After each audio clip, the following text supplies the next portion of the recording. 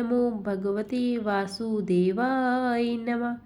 प्रणाम भक्तों, आज हम भगवान विष्णु जी के आगे के अवतारों के बारे में चर्चा करेंगे। भगवान विष्णु सनातन धर्म के प्रमुख देवताओं में से एक है, जिनको नारायण और हरि के नाम से भी जाना जाता है। वे वैष्णववाद के भीतर सर्वोच्च हैं, जो समकालीन हिंदू धर्म के भीतर प्रमुख परंपराओं में से एक है। हिंदू धर्म के आधारभूत ग्रंथों में पुराणानुसार भगवान विष्णु परमेश्वर के 3 मुख्य रूपों में से एक रूप है। पुराणों में त्रिमूर्ति भगवान विष्णु को विश्व या जगत का पालनहार कहा गया है। त्रिमूर्ति के अन्य 2 रूप ब्रह्मा और शिव को माना जाता है। ब्रह्मा जी को जहाँ विश्व का सृजन करने वाला माना जाता है, वहीं शिव जी को संहारक माना गया है।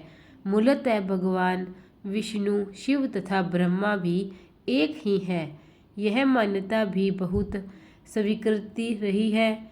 न्याय को प्रश्न, अन्याय के विनाश तथा जीव को परिस्थिति के अनुसार उचित मार्ग ग्रहण करने के निर्देश हेतु विभिन्न रूपों में अवतार ग्रहण करने वाले के रूप में भगवान विष्णु मान्य रहे हैं। कल्कि अवतार 24वां और आखिरी अवतार है, जो भविष्य में आना निश्चित है। आज हम भगवान विष्णु के राम अवतार और कृष्ण अवतार के बारे में कथा सुनेंगे। सर्वप्रथम हम राम अवतार की कथा सुनते हैं। राम अवतार रामचंद्र प्राचीन भारत में जन्मे एक महापुरुष थे। हिंदू धर्म में राम विष्णु के 24 अवतारों में से एक है। राम अयोध्या के राजा दशरथ और रानी कौशल्या के सबसे बड़े पुत्र थे। राम की पत्नी का नाम सीता था, जो लक्ष्मी का अवतार मानी जाती है, और इनके 3 भाई थे, लक्ष्मण, भरत और शत्रुघ्न। हनुमान भगवान राम के सबसे बड़े भक्त माने जाते हैं। राम ने राक्षस जाति के राजा रावण का वध किया। माना जाता है कि राम का जन्म प्राचीन भारत में हुआ था। उनके जन्म के समय का अनुमान सही से नहीं लगाया जा सकता है, परंतु विशेषज्ञों का मानना है कि राम का जन्म तकरीबन आज से 5114 वर्ष पूर्व हुआ था। धर्म के मार्ग पर चलने वाले राम ने अपने तीनों भाइयों के साथ गुरु वशिष्ठ से शिक्षा प्राप्त की। किशोरवय में विश्वामित्र उन्हें वन में राक्षसों द्वारा मचाए जा रहे उत्पात को समाप्त करने के लिए लेकर गए। राम के साथ उनके छोटे भाई लक्ष्मण भी इस कार्य में उनके साथ हो गए। राम ने उस समय ताड़का नामक राक्षस को मारा तथा मारीच को पलायन के लिए मजबूर किया। इस दौरान ही विश्वामित्र उन्हें मिथिला लेकर गए। वहाँ के विदेह राजा जनक ने अपनी पुत्री के विवाह के लिए एक समारोह आयोजित किया था। भगवान शिव का एक धनुष था, जिस पर प्रत्यंचा चढ़ा देने वाले शूर से सीता का विवाह किया जाना था। बहुत सारे राजा महाराजा उस समारोह में पधारे थे। बहुत से राजाओं के प्रयत्न के बाद भी जब धनुष पर प्रत्यंचा चढ़ाना तो दूर, धनुष को उठा तक नहीं पा रहे थे, तब विश्वामित्र की आज्ञा पाकर राम ने धनुष उठाकर प्रत्यंचा चढ़ाने की कोशिश की। उनकी प्रत्यंचा चढ़ाने की कोशिश में वह महान धनुष ही घोर ध्वनि करते हुए टूट गया। महर्षि परशुराम ने जब वह घोर ध्वनि सुनी तो वहां आए और अपने गुरु शिव का धनुष टूटने पर रोष व्यक्त करने लगे। तब राम ने बीच बचाव किया। इस प्रकार सीता का विवाह राम से हुआ और परशुराम सहित समस्त लोगों ने आशीर्वाद दिया। राजा दशरथ वानप्रस्थ की ओर अग्रसर हो रहे थे, अतः उन्होंने राज्यभार राम को सौंपने का सोचा। उस समय राम के अन्य 2 भाई भरत और शत्रुघ्न अपने ननिहाल कैकेय गए हुए थे। मंथरा, जो रानी कैकेयी की दासी थी, मंथरा ने कैकेयी को भरमाया कि राजा तुम्हारे साथ गलत कर रहे हैं। तुम राजा की प्रिय रानी हो तो तुम्हारी संतान को राजा बनना चाहिए, पर राजा दशरथ राम को राजा बनाना चाहते हैं। कैकेयी चाहती थी उनके पुत्र भरत राजा बने, इसलिए उन्होंने राम को दशरथ द्वारा 14 वर्ष का वनवास दिलवाया। राम ने अपने पिता की आज्ञा का पालन किया। राम की पत्नी सीता और उनके भाई लक्ष्मण भी वनवास गए थे। वनवास के समय रावण ने सीता का हरण किया था। राम अपने भाई लक्ष्मण के साथ सीता की खोज में दर दर भटकते रहे थे। तब वहाँ हनुमान और सुग्रीव नामक 2 वानरों से मिले। हनुमान राम के सबसे बड़े भक्त बने।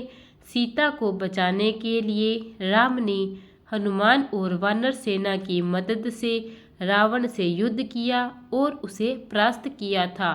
भगवान राम ने जब रावण को युद्ध में परास्त कर दिया, तब उसके छोटे भाई विभीषण को लंका का राजा बना दिया। राम, सीता, लक्ष्मण और कुछ वानर जन पुष्पक विमान से अयोध्या को प्रस्थान कर गए। वहां सबसे मिलने के बाद राम और सीता अयोध्या के राजा और रानी का पद स्वीकार किया। प्रिय भक्तों, यह थी भगवान विष्णु के राम अवतार की कथा।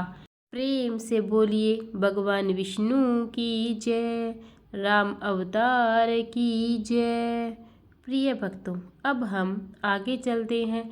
उससे पहले अगर आपको मेरी कथाएं अच्छी लग रही है तो प्लीज़ लाइक और शेयर कीजिए और मेरे चैनल को सब्सक्राइब कीजिए। अब हम आगे की कथा श्रवण करते हैं। हम अब कृष्ण अवतार की कथा सुनेंगे। भगवान विष्णु ने श्री कृष्ण के रूप में देवकी और वासुदेव के घर में जन्म लिया था। उनका लालन पालन यशोदा और नंदन ने किया था। इस अवतार का विस्तृत वर्णन श्रीमद्भागवत पुराण में मिलता है। कृष्ण हिंदू धर्म में विष्णु के अवतार हैं।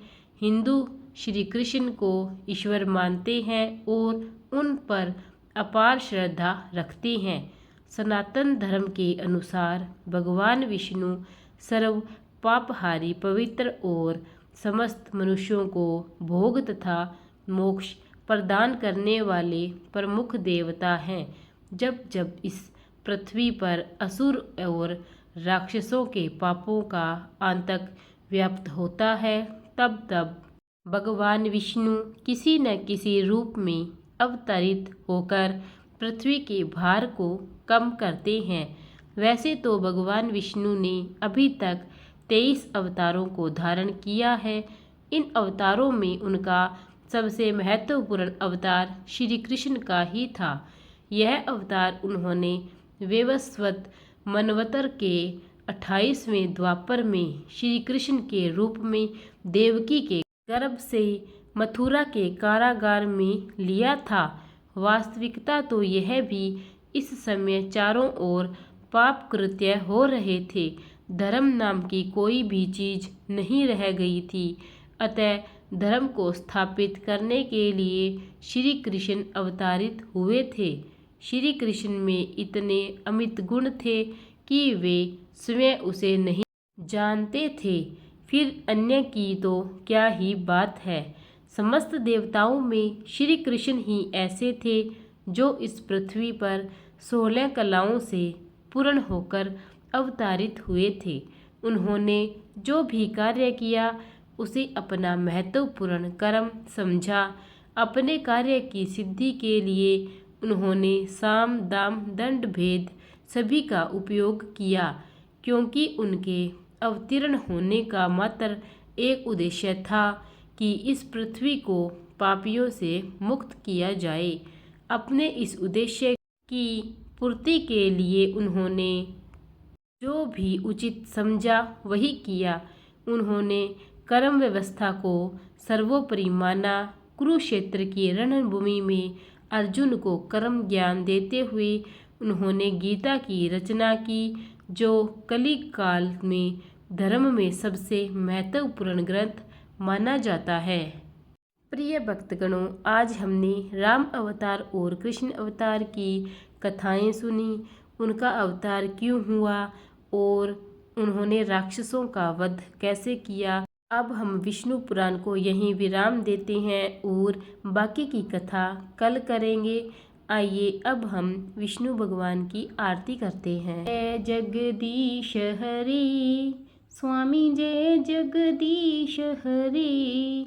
भक्त जनों की संकट क्षण में दूर करी। ओम जय जगदीश हरि। जो ध्यावे फल पावे, दुख बिन से मन का। सुख संपत्ति घर आवे, कष्ट मिटे तन का। ओम जय जगदीश हरि। मात पिता तुम मेरे, शरण गहूँ मैं किसकी। तुम बिन और न दूजा, आस करूँ मैं जिसकी। ओम जय जगदीश हरि। तुम पूर्ण परमात्मा, तुम अंतर्यामी। पर ब्रह्म परमेश्वर, तुम सबके स्वामी। ओम जय जगदीश हरि। तुम करुणा के साकर, तुम पालन करता। मैं मूर्ख खल कामी, कृपा करो भरता। ओम जय जगदीश हरि। तुम हो एक अगोचर, सबके प्राणपति। किस विधि मिलूं दया में, तुमको मैं कुमति। ओम जय जगदीश हरि। दीन बंधु दुख हरता, तुम ठाकुर मेरे। अपने हाथ उठाओ, द्वार पड़ा मैं तेरे। ओम जय जगदीश हरि। विष विकार मिटाओ, पाप हरो देवा। श्रद्धा भक्ति बढ़ाओ, संतन की सेवा। ओम जय जगदीश हरि। तन मन धन और संपत्ति सब कुछ है तेरा। तेरा तुझको अर्पण क्या लागे मेरा। ओम जय जगदीश हरि। जगदीश्वर जी की आरती जो कोई नर गावे।